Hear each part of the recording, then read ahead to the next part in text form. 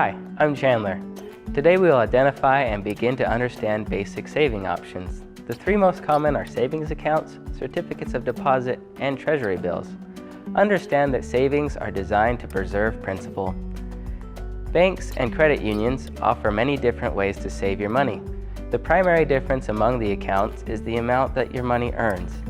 In other words, how much the financial institution will pay you in exchange for the opportunity to use your money or the compensation for your opportunity cost and risk, which in turn depends on the degree of liquidity that you are willing to give up. You give up more liquidity when you agree to commit to a minimum time or amount of money to save or lend. For the saver, a demand deposit, like a checking account, typically earns no or very low interest but allows complete liquidity on demand. Checking accounts that do not earn interest are less useful for savings and therefore more useful for cash management. Some checking accounts do earn some interest but often require a minimum balance.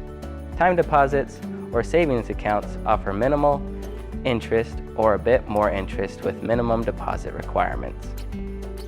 A savings account is a simple, generally free option to put money away in a safe place where your money is protected and insured by the FDIC. A deposit in a savings account stores wealth and creates interest income. An additional perk to most savings accounts is that they generally earn a small amount of interest. The downside to a simple savings account is that the interest earned is generally fairly minimal and often doesn't keep pace with inflation. However, savings accounts are still a great option to keep your money safe, secure, and easy to access. If you are willing to give up more liquidity, like certificates of deposit or CDs, which offer a higher price for liquidity but extract a time commitment enforced by a penalty for early withdrawal. They are offered for different maturities, which are typically from 6 months to 5 years, and some have minimum deposits as well.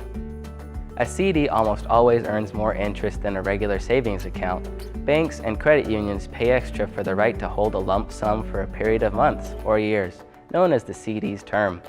The Federal Deposit Insurance Corporation, or National Credit Union Association, insures your CD up to $250,000, just as with any deposit account.